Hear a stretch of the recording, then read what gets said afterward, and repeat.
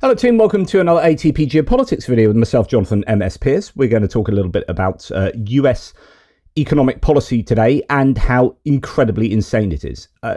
Donald Trump, is one of the most insane presidents in the history of American presidency. Wow. And one particular area where he is exhibiting this very overtly is in the area of tariffs, the economy, trade wars, and indeed agriculture, farming. I mean, remember, we're on a precipice of a government shutdown at the moment where you could see another huge economic impact looming on the nation, since if you are going to stop all sorts of government workers from working, then they're not getting any money. Then who's spending that money? Well, no one's spending that money. It is just frozen. That's going to be a huge economic, going to have a huge economic impact. And there are talks about getting rid of 100,000 federal workers. Again, just huge economic impact there. But every day we're hearing of tariffs. We heard about tariffs on the trucking industry, on obviously aluminium, steel, on furniture, in order to make North Carolina, which has completely lost its furniture business to China and other countries, great again. I'll be imposing substantial tariffs on any country that does not make its furniture in the United States. Details to follow. He's also putting a 100% tariff on any movie that is not made in the United States. Just incredible. So these are all inflationary, but the idea of a tariff, as I've said a million times, is twofold. One, you are raising money, but that's not really your primary function there of a tariff. Your primary function, as far as Donald Trump is concerned, although actually I think he really does see this as a cash cow, really, although it's a tax on the consumer, as we know, but come to that in a second. Raise money, but essentially you want to raise money in the time it takes for you to onshore that manufacturing, okay? And once that manufacturing is onshored, you are not going to raise money from tariffs again, because you have onshored the manufacturing and you're buying the stuff that you're building back in the US, except it will be more expensive. So yeah, either way, this is inflationary from being a direct tax on consumers at the front end, as you're tariffing imports, you're taxing imports, but you're taxing the importer and the consumer, the importer, distributor, manufacturer, consumer, whatever, or anywhere along that chain. This is a tax. So that money is a tax on consumers until it onshores the manufacturing, and then it just becomes an inflationary mechanism, whereby you have supposedly you have more jobs, but if the jobs market is looking okay in the United States, and does it have the capacity? Who's going to work on all these factories that you're onshoring, considering you're getting rid of all of your illegal and arguably legal immigrants? So all sorts of issues with this. But here's the real insanity of what's going on. If your intention is to onshore manufacturing and your tariffs are a tariff on Chinese good, and you're starting a trade war with China, and then China stops buying your soybeans, you can't onshore that. That's already onshored. You already have these people working in agriculture to produce soybeans, and no one else is buying your soybeans. And then you have a double whammy of insanity, because it turns out that China needs those soybeans. So they're going to places like Argentina and getting Argentina to supply soybeans to China. Argentina's economy is tanking, and the United States is going to bail out the Argentinian economy using American taxpayers' dollars. What? So not only are you not selling soybean to China, not only are you screwing over the American farmer, but you're then rewarding the country that is providing the alternative produce to your soybean farmers. It is insane.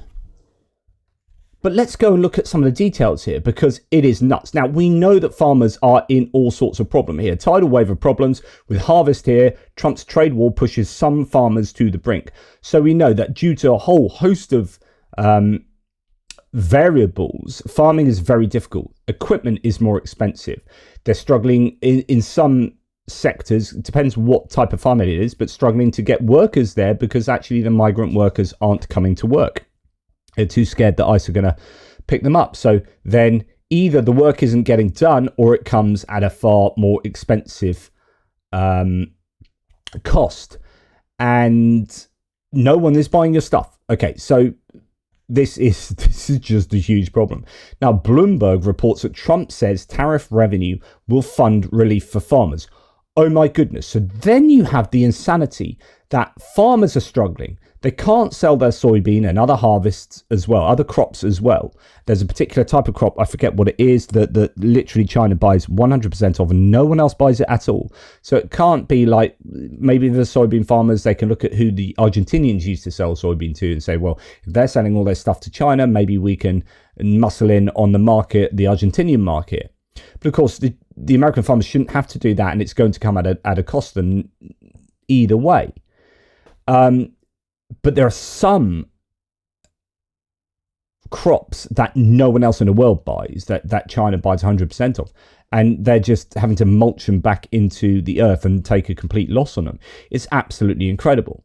Anyway, Tim Miller from the Bulwark talks about this insanity and talks about how, Trump offering to give tariff revenue to pay for bailouts for the farming sector is the quickest, I think, evaluation that you've seen on how bad an economic policy the tariffs were. Tariffs caused a trade war. Trade war caused escalating conflict economically and consequences. And as a result, one of the many results is that farmers in his state can't sell their product, can't sell their soybeans. And as a result, you and I are going to have to pay them. And we're going to take some of that tariff money that we made, we're going to give it to our farmers who are, for a little while, going to be hurt until it kicks in. The tariffs kick into their benefit. I cannot overstate. This is the stupidest policy that I think I've ever seen. I mean, I guess like at a niche level in some cities, people did some pilot programs that are pretty stupid.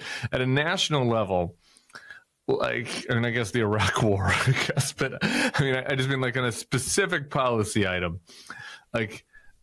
to have your idea of these tariffs, which are supposed to bring about a golden age, is supposed to help rural America in particular, is supposed to help the forgotten man, to have them within 9 months be such a catastrophe that you have to do a taxpayer-funded bailout to help the people that you fucked over because your policy was so stupid.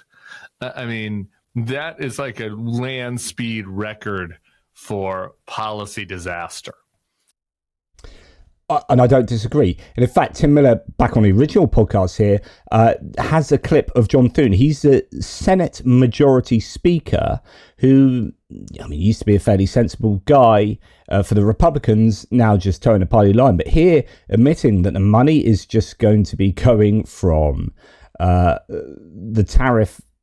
The tariffs are supposed to be this way of funding, I don't know, whatever you want to fund. But it ends up being the hose water that puts out the fire that you have started. So Trump starts a fire, then gets the hose pipe, puts it out and says, check me out, what an amazing firefighter I am. It's like, yeah, but you started the fire. He go, look, we're going to have to bail out these farmers. Yeah, but they need bailing out because of your economic decisions. It's insanity. How are we going to pay for it? According to John Thune, let's listen to John Thune one more time. Our farmers are probably going to need some financial assistance this year, and a lot of the revenue coming in off the tariffs is what they would use to provide that. So the revenue coming off the tariffs is what's going to provide the assistance to the farmers. Let's go and look at in a little bit more detail about this. This is from Reason.com. Agriculture Secretary Rollins promised tariffs would help American farmers, but now she says they need a bailout. So let's look at the evolution of this. For months, Agriculture Secretary Brooke Rollins has been one of the Trump administration's loudest cheerleaders for tariffs. That has always been a bit surprising, since the tariffs imposed during Donald Trump's first term were anything but good news for farmers. When China reduced its purchases of American agricultural output, soybeans in particular, this is in Trump 1.0, American farmers were suddenly left with crops they couldn't sell. In an attempt to smooth things over, the Trump administration authorized a $28 billion bailout in 2018. So, go back in time, and Trump bragged at the beginning of Trump 2.0 that he rewarded farmers with a $28 billion taxpayer aid bailout after his first damaging tariffs. He's set to do it again. He was like, hey, I was good to farmers. Look at how much I rewarded them with all this money. What? That was taxpayers' money because you had started a stupid tariff trade war with China.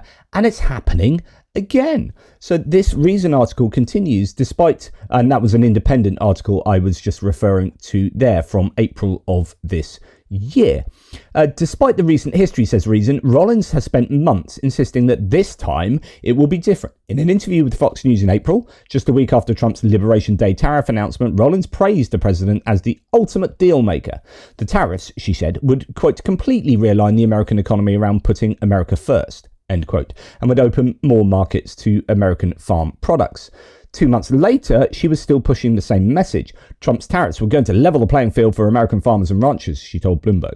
She posted that interview on Twitter and wrote that, quote, America has been taken advantage of for too long on the world stage. Trump's tariffs are finally shifting this dynamic, putting our agriculture products and farmers and ranchers first. And of course, it's not putting them first. We have seen video after video of town hall meetings and meetings with farmers where they're complaining that they are completely screwed over and they are losing patience with Trump, and he is losing support in a key rural agricultural sector.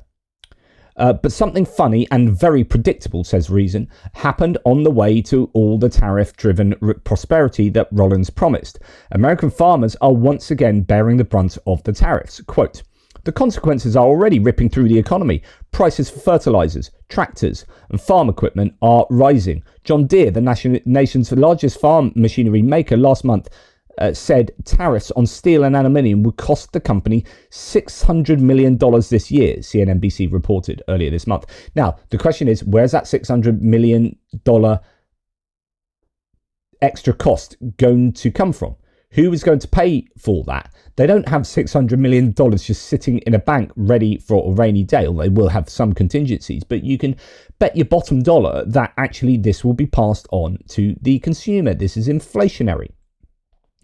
Caleb Ragland, president of the American Soybean Association, said last month that, quote, farmers are standing at a trade and financial precipice as they face extreme financial stress due to the trade war.